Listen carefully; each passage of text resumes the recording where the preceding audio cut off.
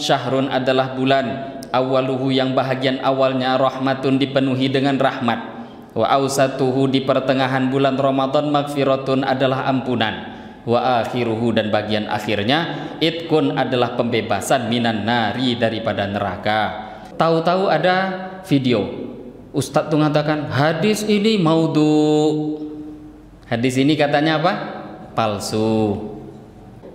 Dan dia membawa-bawa nama para ulama hadis, begitu aja bahasanya. Menurut ulama hadis, katanya dia ini hadis palsu, tapi sayangnya dia nggak ngasih tahu ulama hadisnya siapa.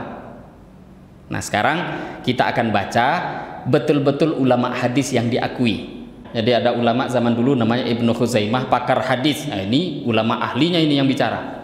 Apa kata beliau?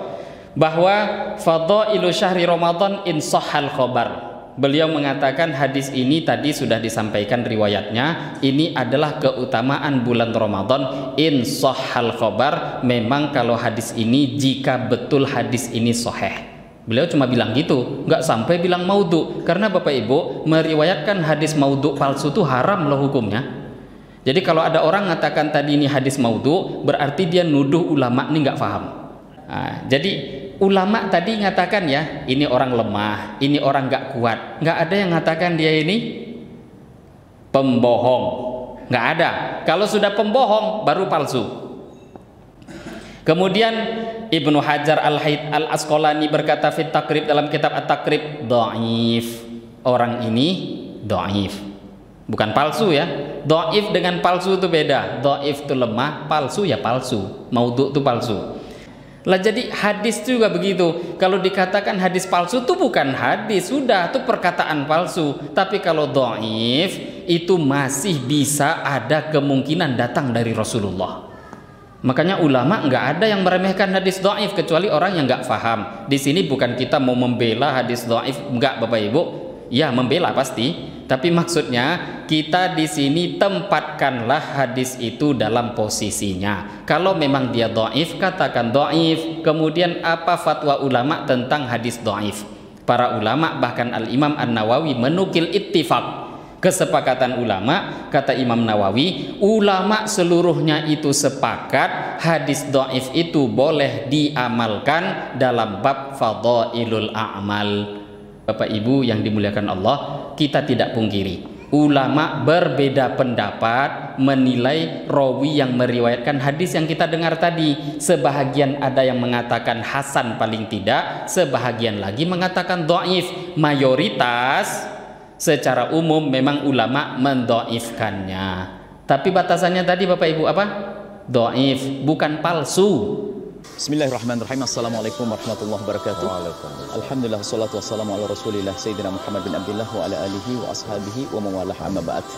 Anda yang beruntung, khususnya yang telah bergabung dengan orang tua asuh di bawah asuhan guru kita yang mulia Gurunda Ustaz Abdul Somad. Insyaallah ini pesantren penuh berkah. Anda beruntung menjadi orang tua asuh.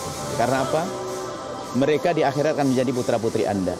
Semua kebaikan yang terjadi di sini akan mengalir kepada Anda.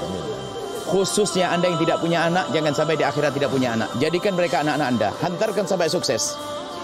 Dan bagi yang punya anak, niatkan dengan merawat mereka, Allah akan menjaga anak-anak Anda. Ini peluang besar. Solat mereka, hafalan Al-Quran yang mereka hafal, semua akan mengalir kepada siapa yang ikut Anda di dalam memperjuangkan mereka. Semoga Anda dipilih Allah. Jangan ragu, jangan mau ketinggalan. Sampaikan kepada yang lainnya. Sampaikan dari yang lainnya untuk mendukung mereka. Mereka adalah wasiatnya Rasulullah. Dan Nabi merintahkan kita untuk bergabung dengan mereka. Beruntung siapapun yang peduli kepada mereka. Semoga Anda adalah orang yang beruntung. Sampaikan kepada yang lainnya. Salurkan rezeki Anda ke Bank Syariah Indonesia. Nomor rekening 666 666 666 atas nama Yayasan Tabung Wakaf Umat. Dan mohon disertakan kode transfer 03 di akhir terminal. Konfirmasi bisa langsung ke nomor telepon 0852 6541 6060. Insya Allah ini pengikat antara kita dengan Rasulullah, sehingga kita di surga bersama baginda Nabi Muhammad SAW. Sampaikan kepada yang lainnya. Nuhibbukum fillah. Assalamualaikum warahmatullahi wabarakatuh. Bapak Ibu jemaah sholat maghrib yang dimuliakan Allah, Syukur kita kepada Allah Subhanahu wa taala sampai malam hari ini Allah masih memberikan begitu banyak anugerah karunia pada kita. Allah masih memberikan kesehatan, lapangnya waktu dan panjang umur sampai saat ini masih diberikan oleh Allah kepada kita semua. Terutama Bapak Ibu, bukan hanya kesehatan, lapangnya waktu yang Allah berikan, tapi sampai detik ini Allah masih memberikan anugerah agama pada kita, anugerah iman, anugerah Islam, anugerah bisa taat pada Allah. Kita bisa datang ke masjid. Ini adalah anugerah yang sangat besar, pilihan Allah kepada seorang hamba, tanda seorang hamba itu dicintai oleh Allah atau tidak. Maka lihatlah apakah digunakan dalam agama atau tidak. Kalau seseorang digunakan oleh Allah, diberi taufik untuk mengamalkan agama, maka berarti dia dicintai oleh Allah. Kalau tidak digunakan dalam agama, tidak digunakan untuk sholat, tidak diberi taufik untuk zikir, tidak diberi taufik untuk taat pada Allah, maka berarti kecintaan Allah tidak ada pada dirinya. Maka syukur anugerah yang besar ini. Dengan bersyukur maka Allah akan jaga anugerah ini, terus dijaga, diistiqomahkan Allah. Dengan syukur maka nanti Allah akan tambahkan lagi, terus ditambahkan, diistiqomahkan dalam agama sampai tandanya nanti betul-betul diterima Allah. Orang tadi akan mati dalam keadaan iman, jumpa dengan Allah dalam keadaan taat pada Allah, dalam keadaan mengamalkan perintahnya Allah Subhanahu wa ta'ala. Ini yang kita harapkan dalam kehidupan kita di dunia ini. Amin ya Rabbal Alamin. Hadirin Bapak Ibu jemaah sholat maghrib yang dimuliakan Allah, pada kesempatan yang singkat ini antara maghrib isya, kita duduk sejenak di masjid ini. Jangan lupa niat i'tikaf, nawaitul i'tikaf fi hadzal masjid sunnatan lillahi ta'ala. Niatkan dalam hati, niat duduk, saya niat duduk di masjid ini, niat i'tikaf semata-mata karena Allah lillahi ta'ala. Bapak Ibu jemaah yang dimuliakan Allah, tanpa terasa kita malam hari ini sudah masuk di malam ke-23, tanggal 23 Sya'ban. Ya tentu ada kalender yang berbeda sedikit ya, mungkin ada yang lebih dulu atau yang, tapi keputusan nanti masuk atau tidaknya Ramadan jam tanggal berapa ikut keputusan pemerintah. Paling tidak ini umum yang dipakai kalender sekarang ini, malam ini sudah masuk 23 Sya'ban. Maka nggak terasa Bapak Ibu kalau kita pakai kalender 23 Sya'ban malam ini, ya sekitar 7 hari lagi insya Allah kita akan berjumpa dengan bulan Ramadan. Nggak terasa, sebentar lagi. Nah hadirin Bapak Ibu, karena sebentar lagi Ramadan, biasanya kita membaca kitab Hayatus Sahabah khusus malam ini, dan ini pun juga untuk saya paling tidak, ini kajian terakhir di masjid ini. Untuk kajian yang rutin kita sebulan 2 kali untuk Hayatus Sahabah, khusus malam ini kita akan membahas pembahasan yang berkaitan dengan bulan Ramadan. Hadirin Bapak Ibu yang dimuliakan Allah, Ramadan ini bulan yang begitu mulia. Bahkan dengan kemuliaan Ramadan ini kita betul-betul diangkat derajatnya oleh Allah melebihi umat-umat terdahulu. Ramadan inilah penyebabnya. Jadi di dalam bulan Ramadan ini ada satu malam namanya malam Lailatul Qadar. Lailatul Qadar, malam kemuliaan. Kapan waktunya, tepatnya enggak diberitahu oleh Allah. Sempat Nabi diberitahu, tapi kata Nabi kemudian aku dilupakan oleh Allah. Lah Nabi dilupakan itu sebenarnya anugerah. Karena kalau seumpama Nabi betul-betul diberitahu terus enggak lupa, kemudian betul-betul kita tahu kapan itu malam Lailatul Qadar, ini juga beresiko besar untuk kita, bukan hanya manfaat besar Bapak Ibu. Karena kalau perkara mulia sudah diberitahu, kemudian perkara mulia, waktu mulia tadi datang, kok kita nggak memuliakan, kan resikonya jadi besar. Jadi kalau kita di sini datang duduk, kita duduk di masjid ini misal, tahu-tahu ada presiden datang. Presiden datang kita cuek aja. nggak ada yang memuliakan, bahkan malah dihinakan. Yang penceramah habis mencaci maki presidennya. Gimana? Kira-kira ada resiko apa enggak? Ya resiko besar itu. Presiden orang paling mulia di negara ini kok kalian hinakan? Resikonya besar. Itu akan datang macam-macam masalah, macam-macam musibah. Itu baru urusannya presiden. Kenapa? Karena orang yang mulia, perkara mulia datang, terus kita nggak muliakan dan kita tahu itu orangnya. Hadirin Bapak Ibu, begitu juga Lailatul Qadar, malam kemuliaan, itu disembunyikan oleh Allah di dalam bulan Ramadan dan tidak diberitahu kapan. Itu sebenarnya anugerah. Karena kalau kita betul-betul diberitahu, kok misal dalam satu hadis misal dipastikan malam Lailatul Qadar malam 27 ya, atau dipastikan Lailatul Qadar malam 21 ya, satu tanggal dipastikan malam 21. Nah tahu-tahu sampai kita di malam 21, kok kita nggak buat ibadah di malam itu, malah na'udzubillah kok ada yang maksiat di bulan itu, apa nggak langsung azab Allah turun di waktu itu juga? Karena kan kalau tahu ada resiko. Nah karena nggak diberitahu secara pasti, itu tanda rahmat kasih sayang Allah kepada kita, itu diantaranya. Nah termasuk juga Bapak Ibu, tidak diberitahunya malam Lailatul Qadar, akhirnya kita tidak bergantung hanya dengan satu malam. Malam 21 Lailatul Qadarnya, ayo udahlah, nggak usahlah taraweh malam pertama sampai malam 20. Malam 21 aja lah tarawehnya. Lepas itu selesai malam 21, malam 22 nggak usah ditanya kenapa, udah dapat kok Lailatul Qadar. Kan begitu jadinya. Maka banyak hikmah. Kadang ada beberapa pertanyaan, Ustadz bagaimana ini? Kok Allah tidak beritahu kepada kita, tidak ditetapkan, tidak diberitahu, umat ini nggak tahu kapan Lailatul Qadar, sehingga ceramahnya Ustadz itu sudah mulai malam pertama sampai malam 30 itu Lailatul Qadar aja suruh nyari aja nggak tahu kapan. Ya cari aja terus. Pas kok kebetulan beramal di waktu itu, ada yang diberitahu dengan isyarah dan lain sebagainya, alhamdulillah. Tapi kalaupun malam 21 misal nggak jumpa, 22 usaha, malam 22 nggak jumpa, 23 usaha, terus dia cari sepanjang malam bulan Ramadan. Lah hadirin Bapak Ibu, kita menjadi umat terbaik. Tapi coba bayangkan, apakah menjadi umat terbaik itu bisa kita kalahkan dengan amal kita yang umur hanya 60-70 tahun saja? Itu kan pendek, 60-70, 60-70. Ada yang lebih tapi sedikit, banyak pula yang kurang dari 60 tahun meninggal dunia. Lah umur kita hanya 60-an tahun ini, bagaimana cara mau mengalahkan umat terdahulu yang kadang ada lebih dari 1000 tahun? Maka Nabi dulu itu yang beliau risaukan.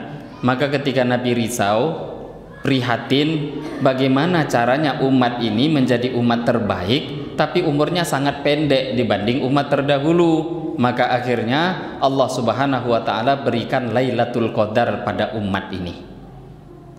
Jadi ayat inna anzalnahu fi lailatul qadr wa ma adraka ma lailatul qadr Lailatul Qadri khairum min alfi syahr tanazzalul malaikatu warruhu fiha biizni rabbihim min kulli amr salamun hiya hatta matla'il fajr. Allah turunkan Al-Quran itu di malam Lailatul Qadar. Jadi dengan diturunkannya Al-Quran malam Lailatul Qadar itu cukup menjadi bukti Lailatul Qadar itu begitu agung di sisi Allah, dipilih untuk turunnya Al-Quran. Kemudian Allah buat perhatian pada kita. Tahu nggak kalian? Wa ma adraka ma Lailatul Qadar. Tahu nggak Lailatul Qadar itu apa? Lailatul Qadri khairun min alfi syahrin. Lailatul Qadar itu adalah malam kemuliaan yang mana kalau ada orang jumpa Lailatul Qadar itu khairun min alfi syahrin, lebih baik daripada 1000 bulan. Ayat ini mengatakan khairun Bapak Ibu ya, khairun min alfi syahrin, lebih baik dari 1000 bulan. Lah kita umumnya entah itu penceramah, ustadz seringnya tuh malah ngasih tahu siapa yang jumpa Lailatul Qadar sama dengan 1000 bulan, kan itu bahasanya sama. Padahal Allah mengatakan bukan sama bahasa Qur'annya, khairun, lebih baik dari 1000 bulan, lebih kata Allah. Yang mengatakan lebih itu Allah, bukan sama ya. Kalau sama saja anggap Lailatul Qadar itu sama dengan 1000 bulan, oke, katakan sama, berarti kurang lebih 83 tahun 4 bulan. Ini kalau dikatakan sama. Tapi Allah dalam Al-Quran mengatakan bukan sama. Lailatul Qadri khairun min alfi syahrin. Khairun itu artinya lebih baik dari 1000 bulan. Lah sekarang berapa lebihnya Bapak Ibu? Ada Allah sebutkan lebihnya berapa? Nggak ada. Sekarang kan ini sering contoh ini saya beri, tapi ini penting bagi kita untuk sedikit memahami. Kalau ada presiden, ada datang ke masjid kita ini Pak Camat, terus Pak Camat bilang, saya kasih ya bantuan untuk masjid ini yang banyak bantuannya. Nah itu kira-kira berapa banyak bantuan yang dikasih Pak Camat? 5 juta, ada banyak tuh kelasnya Pak Camat. Banyak 5 juta, jadilah. Nah terus kalau Pak Wali Kota datang ke sini, sholat, lepas itu kasih ceramah singkat, terus dia janji, saya kasih ya masjid ini bantuan yang banyak. Kira-kira banyak menurut Pak Wali Kota berapa Bapak Ibu? Ya 10, 15, kita itulah 20 lah, hebat tuh. Levelnya Pak Wali Kota ya segitulah bantuan banyak menurut dia. Kalau diminta lebih banyak dia bilang, enggak masjid Siko yang mau diagia banyak, masjid lain lagi kata dia. Udah banyak kata dia tuh 15 juta. Pak Gubernur datang ke masjid ini, terus Pak Gubernur bilang, mau saya kasih bantuan banyak masjid ini ya. Kira-kira level gubernur sama dengan Pak Wali Kota tadi? Ya nggak mungkin lah, masa mau sama level? Ya mesti lebih banyak, 25 juta, 35, 40, itu banyak tuh. Jadilah kalau Pak Presiden datang, Pak Presiden bilang saya kasih bantuan banyak, nggak mungkin sama dengan camat, nggak mungkin sama presiden dengan wali kota, dengan gubernur pun nggak akan mungkin sama. Karena kenapa? Ya levelnya beda ini. Presiden mestinya dia harus lebih lagi. Kenapa? Levelnya dia begitu hebat. Maka mungkin 50, 60, 70 juta. Nah hadirin Bapak Ibu, manusia saja kalau sudah bilang banyak, lebih dan lain sebagainya bahasa, itu tergantung keadaan manusia tadi. Lah terus Allah, ini kita bukan membandingkan Allah dengan makhluk, enggak. Allah mengatakan dalam Al-Quran, Lailatul Qadar itu lebih baik, kata Allah. Lailatul Qadar lebih baik dari 1000 bulan. Siapa yang dapatkan satu malam saja Lailatul Qadar itu lebih baik, pahalanya itu akan dihitung lebih dari 1000 bulan. Lah kalau lebihnya menurut Allah itu bagaimana cara ngukurnya Bapak Ibu? Allahu Akbar. Allah itu maha besar. Kalau beri pahala maha besar, mengazab juga maha besar. Berapa besarnya nggak ada yang tahu kecuali Allah. Maka umat ini wajar umurnya pendek umurnya, tapi bisa ngalahkan keutamaan, kemuliaan umat-umat terdahulu yang umurnya bahkan sampai ribuan tahun. Nah, Lailatul Qadar ini Allah beri pada kita letaknya di bulan Ramadan.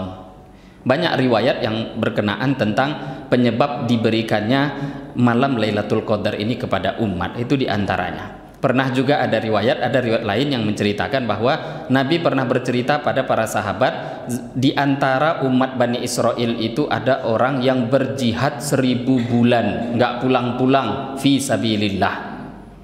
Ini bukan pergi ke masjid, nggak jihad, nggak pulang-pulang 1000 bulan. Tadi 83 tahun 4 bulan. Sahabat mendengarkan tuh iri, kok bisa ya? Kalau kita ini berangkat jihad seperti itu dari lahir mati pun tidak pulang, itu udah 83 tahun tuh, coba bayangkan Bapak Ibu. Jarang-jarang ada orang 83 tahun umurnya. Dari lahir berangkat jihad udah tua-tua beruban, hampir mati baru pulang, kan begitu jadinya. Lah sahabat iri, karena iri ini ingin juga anugerah seperti itu didapatkan. Ini sahabat luar biasanya iri dengan agama. Kalau kita lain lagi irinya. Akhirnya diberikan Lailatul Qadar pada umat ini. Lah Bapak Ibu, satu malam saja seumpama seumur hidup, satu kali aja kalau kita jumpai malam Lailatul Qadar, nah itu pahalanya 83 tahun 4 bulan minimal. Itu bukan maksimal ya, minimal, karena tadi Allah akan lipatkan. Kalau Allah katakan tadi lebih, entahlah berapa yang lebih Allah beri. Itu kalau 1 tahun 1 kali. Kira-kira kalau ada orang tiap tahun jumpa Lailatul Qadar, seumur hidup 10 kali aja. Yang minimal tadi 83 tahun. Berarti pahalanya 830 tahun ibadah. Kok tiap tahun jumpa sampai 50 kali? Masya Allah. Belum lagi tadi kelipatan-kelipatan itu terserah Allah, yang memang dalam Al-Quran Allah katakan khairun min alfi syahrin, lebih baik daripada 1000 bulan. Yang lebihnya itu tidak ada yang tahu kecuali Allah. Maka hadirin Bapak Ibu, ini pentingnya kita menyikapi Ramadan yang akan datang di hadapan kita ini. Jadi kita harus tahu kemuliaan Ramadan. Nah, kalau kita bahas kemuliaan Ramadan itu sebelumnya, maka kita akan ada persiapan. Maka wajar ada hadis yang sering kita dengar, Nabi naik mimbar. Kemudian ketika sebelum naik mimbar, Nabi sampaikan pada sahabat, uhdurul mimbar, ayo datang kumpul di mimbar, ada yang mau disampaikan. Fahadarna, maka kata sahabat, kami pun datang duduk di dekat mimbar itu, kami hadir duduk. Kemudian Nabi tahu-tahu naik tangga mimbar pertama. Tangga mimbar Nabi ada 3. Naik tangga pertama, kemudian Nabi baca amin. Naik tangga kedua, Nabi baca amin. Tsumma taqad darajatat tsalitsah, Nabi naik tangga ketiga, amin. Tsumma nazala, setelah itu Nabi turun. Fakulna ya Rasulullah, maka sahabat tanya, ya Rasulullah, tadi kami dengar Tuhan mengucapkan hal-hal sesuatu yang dulu sebelumnya belum pernah kami dengar. Maka kata Nabi, qad arada inna Jibril alaihi salatu wassalam aradali, baru saja tadi Jibril datang. Cuma sahabat tidak nampak. Jibril tadi datang. Ketika aku naik tangga pertama, Jibril berdoa, ba'uda man adraka Ramadan falam yughfar lahu, celaka orang jumpa Ramadan tapi nggak diampuni oleh Allah. Maka kata Nabi, faqultu amin, aku ucapkan amin. Jadi hadirin Bapak Ibu, Ramadan ini bulan yang kesempatan luar biasa untuk beribadah di bulan ini. Maka wajar kalau Nabi mendoakan celaka, kata Jibril, celaka orang yang dia jumpa bulan Ramadan tapi dosanya tidak diampuni oleh Allah, nggak dapat rahmat, dosa nggak diampuni. Orang seperti ini celaka. Kita sekarang sibuk doa, entah sendiri, entah berjamaah. Kadang imam doa kita mengamini. Di antara doa kita itu Bapak Ibu, Allahumma barik lana fi Sya'ban, ya Allah berkahi kami dalam bulan Sya'ban ini. Wa balighna Ramadan, kemudian jumpakan kami dengan bulan Ramadan. Ini doa sudah baik nih, bagus. Bahkan itu kan diambil dari hadis. Tapi Bapak Ibu, kita bukan cuma minta jumpa Ramadan kan? Karena ada orang yang jumpa Ramadan dalam hadis Nabi tadi, celaka jumpa Ramadan kok nggak diampuni. Kalau cuma jumpa aja terus nggak dapat ampunan, nggak dapat rahmat, itu jadi orang celaka malah. Maka ini yang mau kita pikirkan sebelum masuk Ramadan. Dan kesempatan ini berkali-kali sudah datang pada kita Bapak Ibu. Berkali-kali. Yang lalu sudah berapa banyak. Lah yang ini kita insya Allah semoga kita dijumpakan lagi oleh Allah. Kan masih ada 1 minggu lagi nih. Hadirin Bapak Ibu yang dimuliakan Allah, ada satu hadis yang akan saya bacakan pada malam hari ini. Hadis ini mengumpulkan, bukannya ini sebagai ringkasan keutamaan, tidak, tapi para ulama mengatakan wa ajma'u haditsin fi fadaili Ramadan, hadis yang betul-betul mengumpulkan fadilah Ramadan. Ini dia, yaitu hadis Salman radhiyallahu taala anhu yang diriwayatkan oleh Ibnu Huzaimah. Ada hadis yang diriwayatkan oleh sahabat Salman yang diriwayatkan oleh Ibnu Huzaimah rahimahullahu taala. Wal Baihaqi, dan juga diriwayatkan oleh Al-Imam Al-Baihaqi, wa Ibnu Hayyan dan Ibnu Hayyan. Yaitu hadisnya qala, telah berkata Salman, sahabat Salman, khatabana Rasulullah sallallahu alaihi wasallam. Ini hadis memang keadaannya sesuai dengan kita ini. Jadi Salman bercerita, Nabi telah berkhutbah kepada kami fi akhir yaumin min Sya'ban, di hari terakhir bulan Sya'ban. Jadi akhir-akhir Sya'ban, inilah khutbahnya Nabi. Kan kita perlu dengar nasihat yang seperti ini di waktu yang pas. Salman memberikan Nabi Shallallahu Alaihi Wasallam memberikan khutbah pada kami di akhir hari daripada bulan Sya'ban. Faqala, kemudian Nabi bersabda, ayyuhan nasu, wahai manusia, Qad adhallakum syahrun 'azimun mubarakun, akan datang kepada kalian bulan yang agung, bulan yang mulia. Syahrun fihi lailatun khairun min alfi syahrin, yaitu bulan fihi yang di dalamnya lailatun ada satu malam, khairun yang lebih baik, min alfi syahrin daripada 1000 bulan. Nah, hadis kan begini juga, satu malam yang lebih baik, bukan sama, lebih baik, karena kan dari ayat Al-Quran, lebih baik dari 1000 bulan. Syahrun yaitu bulan, ja'alallahu siyamahu faridatan, Allah telah jadikan puasa di bulan itu menjadi fardu. Wa qiyama lailihi tatawwu'an, dan Allah jadikan qiyamul lail, salat malam di malamnya itu menjadi amal sunnah. Man taqarraba fihi bi khoslatin minal khair, siapa yang mendekatkan diri kepada Allah dengan satu amal kebaikan, kaman adda faridatan fima siwa, maka dia dihitung seperti orang yang menunaikan amalan fardu di bulan lainnya. Ngerjakan amal sunnah di bulan itu pahalanya paling tidak pahala fardu. Waman adda, dan barang siapa yang menunaikan faridatan fihi, amal fardu di bulan Ramadan itu, kana kaman adda sab'ina faridatan fima siwa, maka dia dihitung seperti menunaikan 70 amal fardu di luar Ramadan. Apa enggak rugi coba Bapak Ibu? Sunnah dibuat, pahalanya fardu. Fardu dikerjakan satu, itu seperti 70 fardu di luar Ramadan. Wa huwa syahrus sabri, bulan Ramadan itu adalah bulan sabar. Wa sabru, sedangkan sabar, thawabuhul jannah, pahalanya adalah surga. Wa syahrul muwasah, bulan kasih sayang. Wa syahrun yuzadu fi rizqil mu'min fihi, bulan Ramadan adalah bulan rizki seorang mukmin ditambahkan oleh Allah di dalamnya. Tengoklah, bulan Ramadan itu mudah aja rezeki, mudah setiap orang. Man, barang siapa, fattara, yang memberikan buka puasa fihi pada bulan Ramadan, so'iman, kepada orang berpuasa, kana magfiratan lidzunubihi, maka amal itu akan menjadi maghfirah, pengampunan dosa untuk dirinya. Wa itqa raqabatihi minan nar, dan akan menyebabkan dirinya itu dibebaskan oleh Allah dari neraka. Wa kana, dan adanya lahu bagi dia, mithlu ajrihi, sama seperti pahala orang tadi, pahala puasa orang tadi dia dapatkan, min ghairi ayyangqusa min ajrihi syai', tanpa dikurangi pahala orang tadi sedikit pun. Sudahlah ngasih buka puasanya sedikit, pahala puasa orang itu didapat, dosa-dosanya diampuni, dibebaskan dari neraka, apalagi kurangnya. Pahala orang itu nggak kurang. Qalu ya Rasulullah, maka para sahabat mengatakan, wahai Rasulullah, laisa kulluna yajidu ma yufattirus shaim, tidak semua kami dapat, tidak semua kami menjumpai makanan untuk bisa membuat orang berbuka puasa.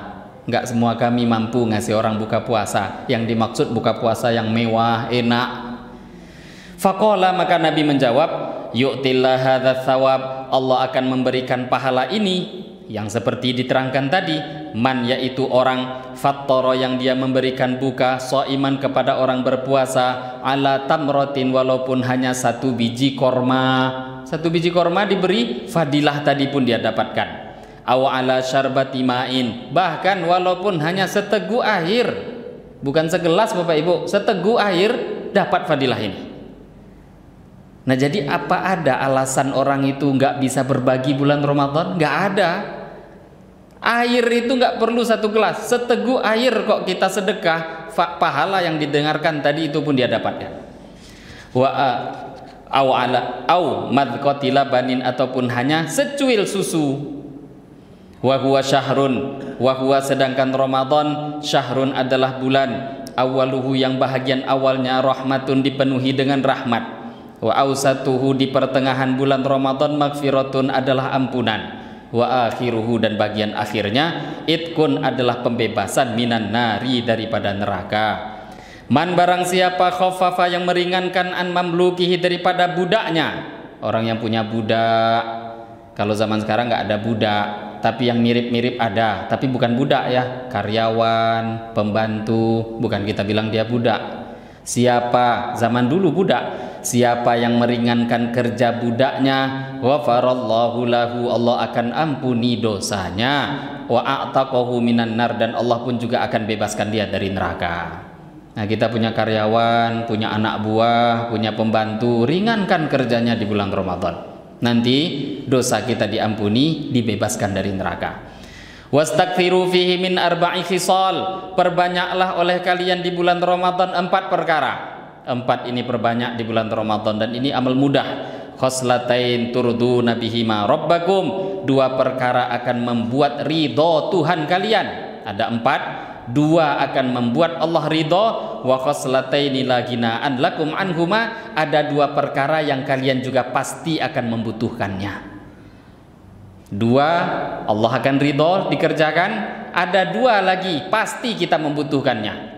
Fa ammal khoslatan, adapun 2 perkara, allatani turduna bihima rabbakum, yang membuat ridho Tuhan kalian, fa syahadatu alla ilaha illallah, banyaklah mengucapkan syahadat la ilaha illallah.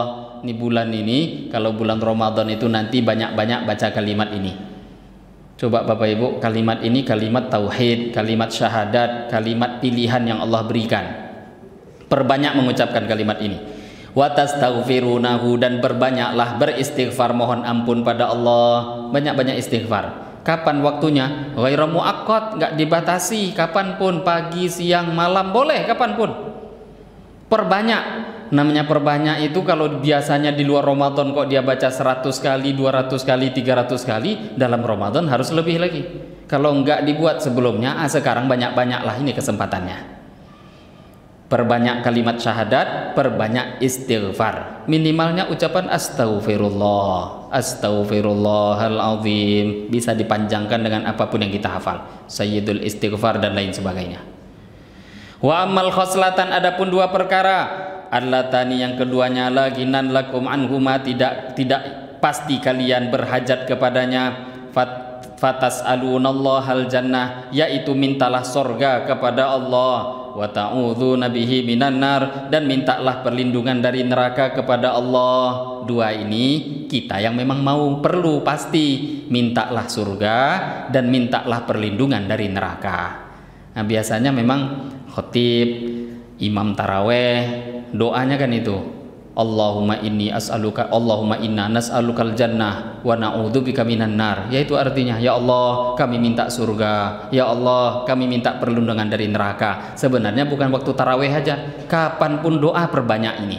Yang perlu siapa? Laginan lakum anhuma, kalian pasti membutuhkannya. Ada di antara kita yang gak mau surga, ada di antara kita yang tidak takut dengan neraka. Semua itu berhajat. Ini hajat nih, pasti semua orang.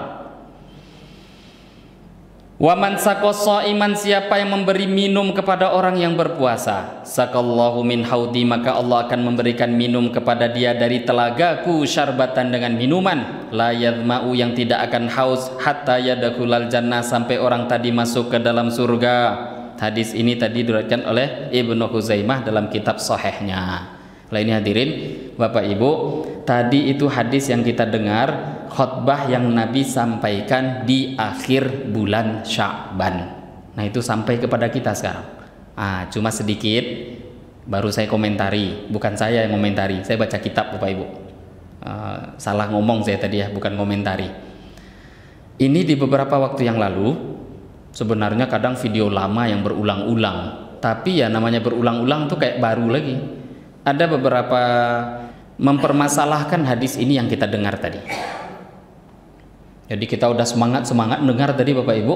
Terus kalau semangat mendengar hadis tadi, sudah senang mendengarkannya, tahu-tahu Bapak Ibu nanti di media sosial, entah di grup WhatsApp keluarga, entah di mana Facebook, apalah entah namanya sekarang itu, tahu-tahu ada video Ustadz tuh mengatakan hadis ini maudhu, hadis ini katanya apa?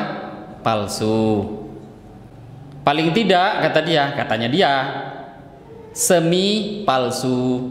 Saya juga nggak tahu semi palsu sama palsu itu apa bedanya Bapak Ibu. Yang penting kalau sudah palsu itu kan udah gawat darurat ya. Semi palsu entahlah pahamnya dia. Katanya matruk itu semi palsu. Ya, kalau yang ngaji-ngaji kitab mustalah hadis akan faham. Hadirin Bapak Ibu, dan dia membawa-bawa nama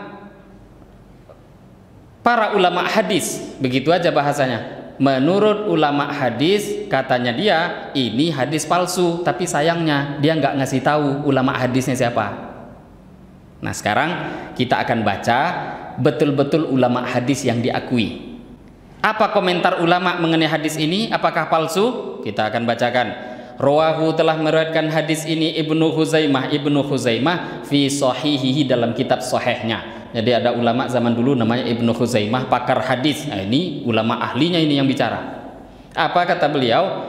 Bahwa fadailu syahri Ramadan in sahhal khabar. Beliau mengatakan hadis ini tadi sudah disampaikan riwayatnya. Ini adalah keutamaan bulan Ramadan in sahhal khabar. Memang kalau hadis ini, jika betul hadis ini sahih. Beliau cuma bilang gitu, nggak sampai bilang maudhu. Karena Bapak Ibu, meriwayatkan hadis maudhu palsu itu haram loh hukumnya. Jadi kalau ada orang mengatakan tadi ini hadis maudhu, berarti dia nuduh ulama ini nggak paham. Meriwayatkan hadis maudhu haram Bapak Ibu. Jadi kalau saya tadi menyampaikan hadis itu tadi terus nggak saya beritahu maudhu, seumpama ini maudhu, haram. Karena kita telah menyebarluaskan kebohongan atas nama Rasulullah. Nggak sembarangan itu. Kalau kita ini Bapak Ibu berbohong atas nama wali kota, itu udah kurang ajar itu. Berbohong atas nama presiden, entahlah. Kalau berbohong atas nama Rasulullah, itu nggak bisa terbayangkan. Maka Nabi mengatakan, siapa yang berbohong atas namaku, silahkan siapkan tempat duduknya di neraka. Nggak ada yang layak untuk dia kecuali neraka. Maka ini kata Ibnu Khuzaimah. Al-Imam Al-Baihaqi juga meriwayatkan hadis ini an Abi Hurairah mukhtasaran dengan ringkas. Warwahu aidan Abu Syai' Ibnu Hayyan fi Thawab. Ibnu Hayyan juga meriwayatkan dalam kitab Ats-Tsawab biikhtisarin dengan ringkas kama fit Targhib wa Tarhib. Ini juga diterangkan sebagaimana diterangkan dalam kitab Targhib wa Tarhib. Nah, di sini dilanjutkan wa fi sanadihi, dalam sanad hadis ini Ali bin Zaid ibnu Jud'an. Ada satu orang rawi namanya Ali bin Zaid bin Jud'an. Ini yang menjadi pokok permasalahan penilaian ulama mengenai hadis ini. Hadis ini apakah maudhu tadi betul atau tidak, atau batasannya dhaif ataukah apa? Jadi yang dipermasalahkan tuh ternyata dalam sanad hadis ini ada satu orang bernama Ali bin Zaid bin Jud'an. Qala Adz-Dzahabi fil Kasyif. Qala Adz-Dzahabi fil Kasyif. Telah berkata Al-Imam Adz-Dzahabi dalam kitab Al-Kasyif, ahadul huffaz. Tahu Bapak Ibu siapa Al-Imam Adz-Dzahabi? Murid langsung Ibnu Taimiyah. Ini beliau kalau menilai ini tegas nih, bisa dibilang ulama garis keras. Murid langsung Ibnu Taimiyah. Tapi nggak separah, nggak se-ekstrim Ibnu Taimiyah. Cuma murid Ibnu Taimiyah. Apa kata Al-Imam Adz-Dzahabi? Ahadul huffaz. Beliau ini adalah salah seorang daripada hafiz di kalangan umat ini. Hafiz itu bukan hafiz Quran yang zaman sekarang masyhur dipakai, enggak. Huffaz atau hafiz itu Bapak Ibu orang yang hafal hadis paling tidak 300.000 hadis. Itu yang dimaksud al-hafiz. Bapak Ibu kalau tahu dalam Bukhari itu cuma 4.000-an hadis isinya tanpa pengulangan. Muslim juga kurang lebih 4.000-an tanpa pengulangan. Tirmidzi, Ibnu Majah juga sekitar itu. Kalau anggap kutub sitah itu ada 4.000-an hadis, 4.000 kali 6. Berapa hadis kira-kira itu? 24.000. Sedangkan kadang-kadang satu hadis itu sama, ada dalam Bukhari, ada dalam Muslim, ada dalam Tirmidzi, ada dalam Abu Daud. Jadi kita bilang tadi totalnya 24.000, kalau sudah ada pengulangan kan berarti disingkat, diringkas lagi. Oh mungkin berarti kurang lebih 20.000 aja semuanya. Kutub Sittah, 6 kitab induk hadis itu cuma 25.000-an. Tadi hafiz itu definisinya hafal 300.000 Bapak Ibu. Jadi dipuji nih. Ahadul huffaz, salah seorang yang hafiz hadis. Walaysa bitabti, tapi enggak kokoh hafalannya. Nah itu aja tambahannya. Qala Ad-Daruqutni, Al-Imam Ad-Daruqutni, biar kita tahu komentar ulama. Al-Imam Ad-Daruqutni mengatakan la yazalu indi fihi layyin, orang ini menurut saya lemah, kata Al-Imam Ad-Daruqutni. Qala Mansur bin Sadzan. Nah, jadi ulama tadi ngatakan ya, ini orang lemah, ini orang nggak kuat. Nggak ada yang ngatakan dia ini pembohong. Nggak ada. Kalau sudah pembohong baru palsu. Kemudian Ibnu Hajar Al-Asqalani berkata fit Taqrib dalam kitab At-Taqrib, dhaif. Orang ini dhaif. Bukan palsu ya. Dhaif dengan palsu itu beda. Dhaif itu lemah, palsu ya palsu. Maudhu itu palsu. Rawalahul arba'a wa rawalahu Muslim fi sahih makrunan bi Thabit al-Bunani. Wa qad hasana hadithuhul Bazzar wal Haythami. Tapi Al-Imam Al-Bazzar dan Al-Imam Al-Haythami ini pun ulama pakar hadis. Beliau hassana hadithahu, menghasankan hadisnya Ali bin Zaid bin Jud'an. Jadi ternyata tadi yang mendhaifkan ada Imam Zahabi, Ibnu Hajar Al-Asqalani, tapi juga ada yang menghasankan. Hasan itu di bawah sahih yang masih bisa dipakai jadi dalil. Siapa yang menghasankan? Di antaranya Al-Bazzar, di antaranya Al-Haythami. Dalam kitab Majma'uz Zawaid, Al-Haythami mengatakan hadithuhu hasan, hadisnya orang ini Ali bin Zaid bin Jud'an, hadisnya adalah hadis hasan. Kemudian yang luar biasanya lagi, Al-Imam At-Tirmidzi ketika meriwayatkan hadis yang ada rawi tadi, ada tadi Ali bin Zaid bin Jud'an di dalam hadis itu, ada rawinya dia. Maka Al-Imam At-Tirmidzi mengatakan waqad wuthiqa, dan sungguh Imam Tirmidzi menthikohkan. Menthikohkan itu menjadikan hadis itu kuat, sahih, paling enggak hasan. Wa qala Tirmidzi fi sunanihi, Al-Imam At-Tirmidzi berkata dalam kitab sunannya, Ali bin Zaid saduq illa annahu rubbama yarfa'u syai'al ladzi yuqifuhu ghairuhu. Kata Imam Tirmidzi, Ali bin Zaid bin Jud'an itu saduq, orangnya jujur. Ada yang dibilang pembohong tadi dari awal? Enggak ada. Lah yang ngomong siapa? Imam Tirmidzi, Bapak Ibu. Tirmidzi itu siapa? Muridnya Bukhari. Apakah nggak layak kita katakan dia imam dalam hadis? Kalau Imam Tirmidzi kita bilang nggak layak jadi imam hadis, ulama hadis, lah terus masa dia zaman sekarang ngaku-ngaku jadi ulama hadis? Maka di sini Imam Tirmidzi bahkan mengatakan hasanun sahih, hadisnya hasan sahih. Tapi tadi ini kesimpulannya, hadirin Bapak Ibu yang dimuliakan Allah, kita tidak pungkiri. Ulama berbeda pendapat menilai rawi yang meriwayatkan hadis yang kita dengar tadi. Sebahagian ada yang mengatakan hasan paling tidak, sebahagian lagi mengatakan dhaif. Mayoritas secara umum memang ulama mendhaifkannya. Tapi batasannya tadi Bapak Ibu apa? Dhaif, bukan palsu. Saya sering, mungkin di tempat ini pernah saya beritahu. Palsu itu macam emas yang lemah dengan emas yang palsu kan beda. Kalau emas lemah itu ya 15 karat, 14 karat, 10 karat, itu kan lemah namanya. Kadarnya separuh saja kadarnya. Ada yang kadarnya seperempat. Tapi walaupun kadarnya seperempat, tapi itu kan tetap emas namanya, cuma lemah. Tapi kalau dibilang emas palsu, gelas ini catlah pakai cat warna emas. Apakah ini berubah jadi emas? Ya enggak, itu gelas yang dicat warna emas. Kalau dibilang emas itu namanya emas palsu. Kandungannya enggak ada sama sekali emasnya. Lah jadi hadis juga begitu. Kalau dikatakan hadis palsu itu bukan hadis, sudah itu perkataan palsu. Tapi kalau dhaif itu masih bisa ada kemungkinan datang dari Rasulullah.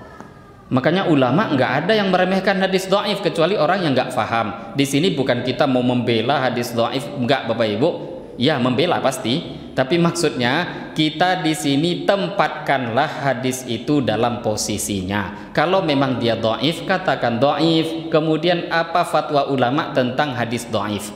Para ulama bahkan Al-Imam An-Nawawi menukil ittifaq, kesepakatan ulama. Kata Imam Nawawi, ulama seluruhnya itu sepakat hadis dhaif itu boleh diamalkan dalam bab fadhailul a'mal, dalam dorongan beramal. Tapi kalau dalam halal, haram, tentang akidah, ya nggak boleh. Halal haram harus hadis sahih, akidah harus hadis sahih. Tapi kalau dalam dorongan beramal, seperti hadis bab Ramadan, awalnya Ramadan rahmat, pertengahannya Ramadan itu ampunan Allah, akhir Ramadan itu adalah pembebasan dari neraka. Kok ada yang mengatakan ini hadis palsu? Itu kelewat batas tuh orang. Tadi Dia pun nggak jujur kok. Dia mengatakan ulama hadis. Ya siapa namanya? Kita dengarkan tadi kan ulama hadisnya siapa? Nggak ada sedikit pun ulama yang 100, 200, 300 tahun. Nggak. Ini ulama 1000 tahun yang lalu semua yang mengomentari. Orang yang memang lebih dekat kepada Nabi dibanding kita. Imam Tirmidzi 1200 tahun yang lalu. Nah, ini lebih dekat kepada Rasulullah Sallallahu Alaihi Wasallam. Nah, itu tadi hadirin Bapak Ibu, satu hadis yang bisa kita dengarkan, tapi lumayan panjang, tentang keutamaan daripada bulan Ramadan, khutbah yang pernah disampaikan oleh Rasulullah Sallallahu Alaihi Wasallam di akhir bulan Sya'ban. Maka mari kita manfaatkan Ramadan ini sebaik mungkin, niatkan habis-habisan, sungguh-sungguh. Nah, termasuk sungguh-sungguh ya tarawehnya yang panjang lah, jangan 8. Taraweh itu 20 Bapak Ibu, ini bukan bercanda nih, enggak. Itu ijma'nya sahabat itu sudah.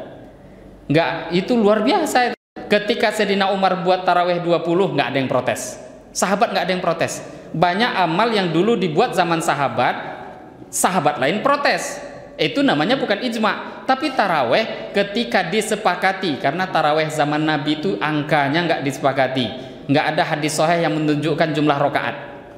Kalau disandarkan pada Nabi, yang sahih nggak ada. Tapi kalau kepada sahabat jelas, Sayyidina Umar menetapkan 20 dan itu ijma', sepakat, nggak ada yang ngingkari, dan luar biasanya itu terus menerus terjalankan di Mekah, Madinah sampai sekarang, nggak pernah berubah. Nah, ini perlu hal yang kita pikirkan ke depan. Sungguh-sungguh qiyam Ramadan, sungguh-sungguh berpuasa. Semoga kita dijumpakan dengan malam Lailatul Qadar. Amin ya Rabbal Alamin. Ini mungkin Bapak Ibu yang bisa kita bahas pada malam hari ini tentang beberapa hal yang berkaitan dengan Ramadan. Semoga bisa kita ambil faedah. Lebih kurangnya saya mohon maaf. Mari kita tutup dengan doa kifarah majelis. Subhanakallahumma bihamdika asyhadu an la ilaha illa anta astaghfiruka wa atubu ilaik. Wabillahi taufiq wal hidayah. Wassalamualaikum warahmatullahi wabarakatuh.